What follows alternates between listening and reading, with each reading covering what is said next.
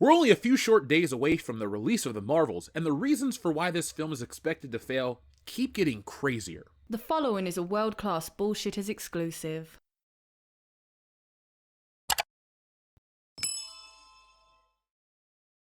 The Marvels, the film that no one really wants, but the internet will tell you is the second coming. The original Captain Marvel was wrought with controversy. From fake ticket sales to altering Rotten Tomatoes so the scores can't hurt the film, Captain Marvel is the poster child for Hollywood trying to control the narrative around a film. Captain Marvel would be financially successful, but the damage it did would be instantaneous, as Captain Marvel herself, one of, if not the most hated superheroes in all of film, was all but written out of the final Avengers film and punched out of the finale. After years of waiting, the sequel is finally here, but it's expected to fall flatter than Brie Larson's hindquarters. But, and that's the only but we're going to talk about, before we talk about that train wreck, today's video is brought to you by me, Jeff Hicks, and my graphic novel, Stealing Solo. Stealing Solo asks the greatest what-if question of all time. What if a group of disgruntled Star Wars fans kidnap Harrison Ford and force him to remake Star Wars in their basement? That, and a whole lot more, is answered in Stealing Solo, a Captain's Parody. Stealing Solo has been called Laugh Out Loud Funny and the greatest Star Wars parody since Spaceballs, and it's available now for a limited time only. Go to stealingsolo.com, which is powered by Shopify, so you get the reward-winning safety and security, and get yourselves a copy today. Once we sell through this limited backstock, I'm going back to the drawing board to bring you the sequel, which parodies Luke Skywalker's fall from grace, and finally the closing chapter, which I can't wait to get to, Frankenfisher, the Bride of Solo.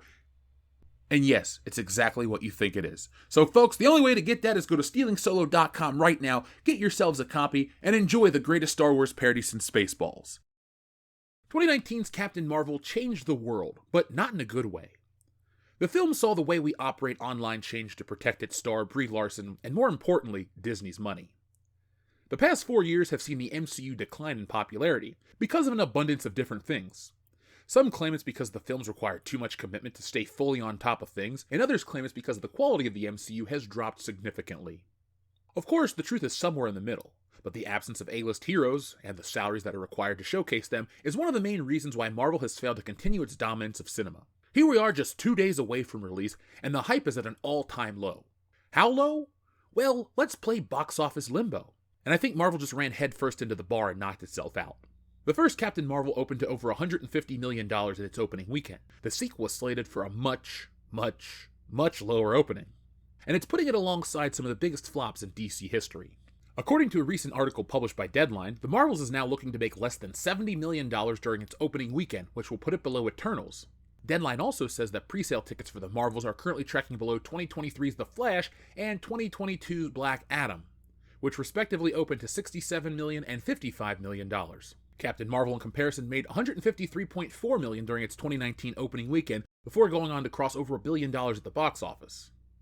The Marvels, which opens November 10th, was previously tracking to make $50 to $75 million during its opening weekend, according to Box Office Pro, before Deadline reported it could be $75 to $80 million. The latest report putting it below $70 million means The Marvels could be one of the lowest openings for an MCU movie. Seems about right. The MCU isn't for general audiences anymore. It's not popular, it's just as expensive, but the returns are nowhere near the level they used to be. Putting it alongside The Flash and Black Adam is incredibly telling and incredibly damning. A look at the trailer for this film begs the question, who is this movie for? Longtime MCU fans? Comic book fans? Kids? No, it's for the people on Twitter. The people on Twitter are the people who cry for social change in their entertainment but don't support the thing they fight for online. They don't watch the movies, they don't buy the merchandise, they don't drink the Bud Light, they just talk online, and talking doesn't bring in cash. A like and a retweet isn't a ticket sold, but it can turn off people from buying a ticket because the haughty and annoying attitudes of the people on Twitter are toxic, as they like to say. Will the people of Twitter run out in droves to support the Marvels? Probably not. The film is marketed towards them with cats, sassy women, and shitty fights. It's like Marvel went to ChatGPT and asked for the formula of a surefire hit that will get social media slaves off their phones and into theaters. The problem is, it's not going to work. Audiences don't spend money on these products. They just want to fight the good fight, but even this time, they don't care. The press tries to make incendiary articles with pointed headlines, but we've already been through this. We've seen this episode, and it's not the one where Ralph dresses up as a man from space, it's the episode where Marvel shits the bed and blames the audience for the skid marks. It's getting so bad, in fact, that Forbes is calling them out of all places. Marvel is bracing for impact as The Marvels is shaping up to be one of the MCU's biggest box office bombs. Really, no matter what the quality of the film ends up being. It's the wrong film at the wrong time for the MCU, and early pre-sale tickets have it tracking below DC's disastrous The Flash. So Marvel and Disney are now pulling out all the stops. And by that I mean releasing a final trailer for the film that is so transparently desperate, it actually hurts to watch. And I say that not as some weird Brie Larson hater, but as someone who is genuinely looking forward to the film. The trailer sheds the lighthearted tone of the older spots and appears to be trying to make a direct continuation of Avengers Endgame. It opens with multiple scenes of Tony Stark and Steve Rogers, both of whom have left the MCU at this point, flashing back to their final battle against Thanos, while reminding us that yes, Captain Marvel was also there. Isn't that exactly what we want in our heroes? I was there too! But you really didn't make an impact. But it's not just awkward nostalgia bait.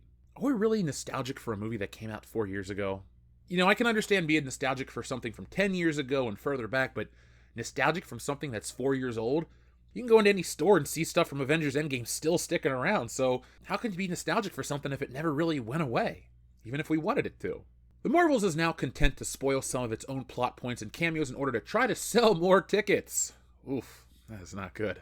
Namely, the trailer outright teases a multiverse integration that wasn't seen before. It also shows off a cameo from Tessa Thompson's Valkyrie, which was not previously known. Whew! You know, guys, I was gonna watch this movie with a press pass for the channel, but now I'm so excited for this movie. Tessa Thompson? Whew! That is the woman involved with the Thor movies. She's in Men in Black International. She's in Creed. I don't give a shit, so I'm gonna continue on. And to top it all off, we have the Avengers theme playing over the title card at the end. Embarrassing. Yeah, I agree. It was a little cringy and off-putting. All of this serves the narrative that this is going to go badly, and Marvel knows that it's going to go badly. It feels like the last stop on the train where the MCU has been so diehard about integrating its movie and Disney Plus shows with Captain Marvel, WandaVision, Ms. Marvel, and Secret Invasion, all serving as a backstory for this. You know, if this was a Jeopardy category, I would say, what are things that suck for Marvel for 500, Alex? Once upon a time, there was a grand plan for the successor to the MCU's Tony Stark, Steve Rogers, Thor-centric trio that would be Black Panther, Captain Marvel, and Spider-Man.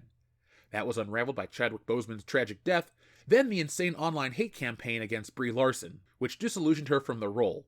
Now hold on a second. People disliked her before Chadwick Boseman passed away. I don't think that's a fair thing to put in that order. People didn't like her for the things she said online. Let's just put that out there directly. In 2018, she said some crap about how she doesn't need the opinion of white men talking about films. That turned off people. She started the problem. And then it went from there. But everybody wants transparency and the truth and honesty, and so do I, believe me. We might be called world-class bullshitters, but remember, we're world-class. And to me, world-class comes with a lot of honesty and truth. Plans are already changing after the Marvels is on the assumption it will not do well. Disney Plus shows are being scaled back and are turning into more of standalone projects that don't require years of MCU backstory to enjoy. I'll be honest, I haven't watched Loki because I don't care about any of the things. If one Marvel property is pretty bad, I tend to skip the next one. So I didn't watch Ms. Marvel, She-Hulk, or Moon Knight because I did not like the Eternals. I'm not going to go back and watch Loki Season 2 because Secret Invasion was one of the worst things I've ever watched in terms of MCU properties. It was a waste of damn time.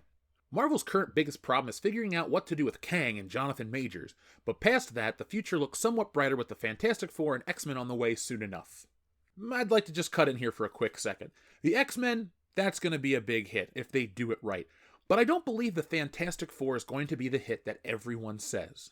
I know it has a recognizable brand name, and I'm a diehard comic fan, enough that I wanted to dedicate my life to making comics. Go to stealingsolo.com to get that right now. But the Fantastic Four hasn't been at the forefront of comic books for an entire generation. I was born at the ass end of the 80s, where the Fantastic Four, at the beginning of the 80s, were a much bigger deal when you had John Byrne write and draw them. But in the 90s, when I was growing up, comic books were about a few characters over at Marvel. Spider-Man, the X-Men, Ghost Rider, the Punisher, and kind of the Hulk. But my point is, while the Fantastic Four had their own cartoon and a toy line, they were always below characters like Spider-Man, X-Men, even Iron Man and Captain America. The Fantastic Four was kind of like the generic Marvel superhero team. And the reason I bring that up is, it's not just me, but an entire generation of people.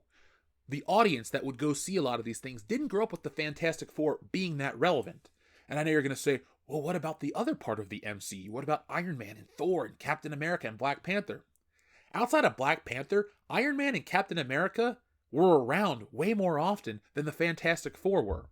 They appeared in their own video games. Iron Man and Captain America were in these Avengers games. There was an Iron Man Exo Manowar video game for the original PlayStation.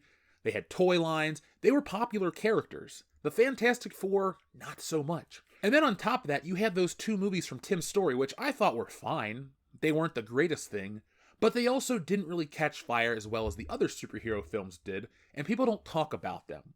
So if the MCU is going to rely on the Fantastic Four, I expect it to get similar results as the Tim Story ones.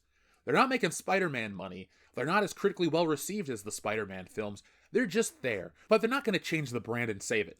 Especially after we got this information about Blade coming out, how it was going to be filled with life lessons and put Blade in the back seat. I don't think anybody wants to watch a Fantastic Four film where the Invisible Girl or the Invisible Woman is the lead. It's a family. Honestly, if you want to watch a great Fantastic Four film, just go watch The Incredibles. Disney copied that, and they did it better than anything that's ever been put on film. Let's get back to the video proper. Desperation is the new cologne from Kevin Feige, and they sprayed it on so thick to cover the BO you'd swear it was Axe body spray. The stench of desperation is the least attractive smell of all time. Just ask DC. Michael Keaton can't get them to $1 billion, neither could a bushel of member berries. It's bizarre, too. In a year where this pink nightmare on film claimed the top spot, people assumed that marketing to the female demographic would equal big money. But it's not. It's all dependent on the film. Babs made as much money as it did because it was the first one, which makes it novel. But it's also a property that means different things to a lot of different people. Superhero movies were just the in thing to watch. They were what everyone was talking about. Now the majority of the audience has left because there are no more big heroes getting films. It's just sidekicks and side characters. That's why all the toys that are clogging the shelves at Ollie's, they're just sidekicks and side characters. You aren't finding Spider-Man, you're finding America Chavez, you're finding Wong, you're finding the Eternals, you're finding the Wakanda Forever cast. People don't care about those characters. If they were popular, they'd sell. If these characters were popular, their films would break records. Marvel went all in on branding, and it worked for a while, but not all parts of a brand are created equal. The Marvels is the runoff of something much bigger. Captain Marvel isn't popular enough for her own sequel, so they've packed this film full of sidekicks and side characters, Avengers callbacks and cameos. I can already smell the desperation, and the film isn't even here yet. Is Valkyrie going to move the needle? No, she didn't make Thor 4 any greater, and you can find her clogging up the Ollie's shelves too. If Marvel wants to move the needle, spend money for Spider-Man or Iron Man. Getting a C-list character isn't going to do anything like they're trying to do with Tessa Thompson's Valkyrie. The audience isn't interested, the press isn't interested, no one is interested. How bad can this be for Marvel? Marvel should have had a plan post-Endgame. Instead, they counted their money and threw out the scraps, expecting audiences to eat up what's left. Audiences are smarter than that, and after years of good movies, they expect more. It's been 4 years, though it feels more like 84, since the MCU was the movie event of the season.